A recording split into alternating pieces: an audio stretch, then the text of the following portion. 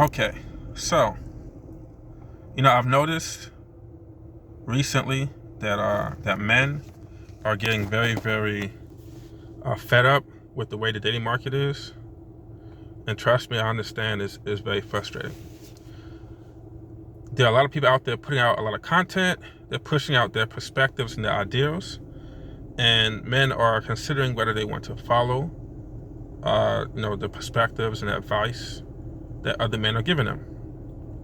One thing I will say is, while it's okay to do research and while it's okay to gain knowledge and consider the perspectives of other people, you need to ask yourself, what are you willing to do to get what you want? Anytime you go towards a path towards something, you have to sacrifice something to get it. With the changing of the gender roles between men and women, with women now being non-traditional, men themselves now have to become non-traditional. A non-traditional man, we have yet to define what that is. So, since our women have changed, we as men have to change. And we have to figure out what it is we want to do. Now, some men have chosen to not date American women or Western women at all. They've chosen to go towards countries whose culture is more in line with the traditional setup of the husband and the wife, where the wife stays home and the husband makes the money. And, they're welcome to have that choice. There's nothing wrong with that. But to the men who do not wish to leave the country, who do not wish to stop dating Western women, you yourself have to adapt. You yourself have to make a change. You see, I see a lot of guys complain about the state of women, not realizing that women follow the lead of men. It's always been that way. It will always be that way. So the reason why women are the way they are in modern day is because of men. And I'm not saying this to pass the buck on men and absolve women, from their accountability. But what I do know is women follow men. Feminism was a movement that was started by women, but it was implemented by men. Men were the ones who run the legal world. Majority of politicians are men. Majority of the judges are men. Majority of the lawyers and prosecutors are men. Majority of the business owners are men. Majority of the money that circulates is made by men. So men created the modern world, and men implemented feminism.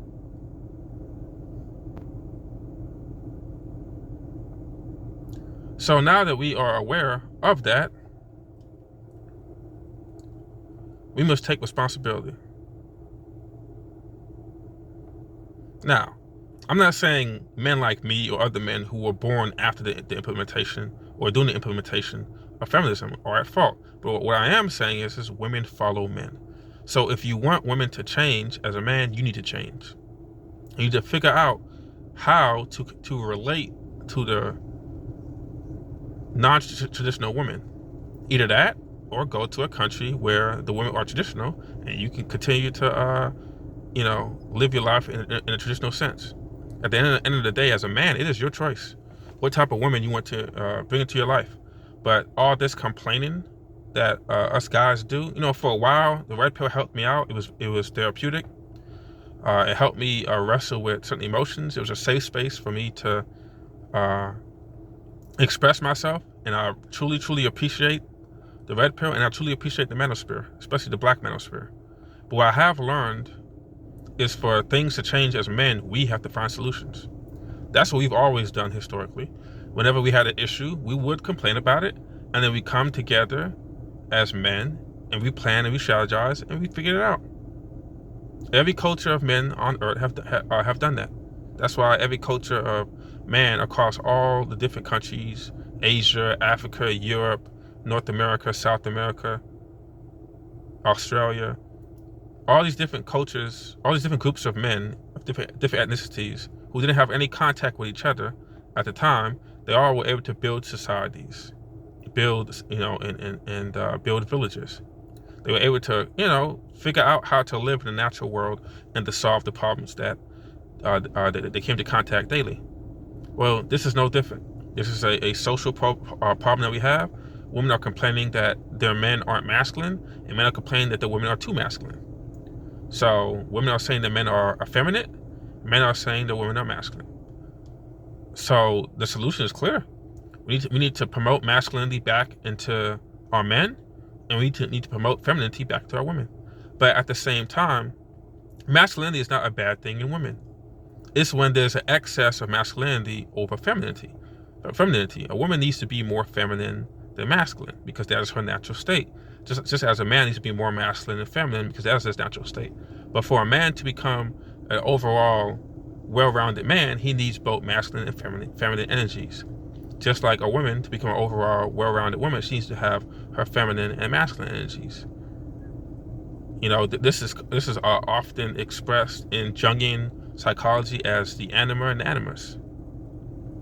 Okay, so just putting it out there. I can give an example because I know some guys say, "Oh no, men don't need to have any feminine energy." Well, you can't be a leader of men without having feminine energy. A perfect example is being able to relate to somebody, being able to be sympathetic and empathetic. Those characteristics are feminine characteristics. Those characteristics are aspects of nurturing. So as a leader, you need to be able to relate to those under your charge, communicate with them effectively, and you need to be able to form a emotional bond with them so that they will be willing to run through a brick wall, run through the gates of hell for you. You know, great leaders are able to make emotional bonds with those under their charge. And the only way to pull that off is to access the feminine energy, the nurturer. So, you know, and we consider leadership to be what? A masculine trait. Well, to express that masculine trait, you need to access the feminine to reach its full potential. To reach its full potential of the expression of that trait. So, you know, masculinity and femininity are energies that are actually supposed to work hand in hand with each other. They don't work in isolation. They can operate in isolation, but they operate to the greatest capacity when they are in cooperation, when they are in sync with each other. Synchronicity. So, that is the end of this video. You know, think about what I just said, and I will see you on the next video. Bye.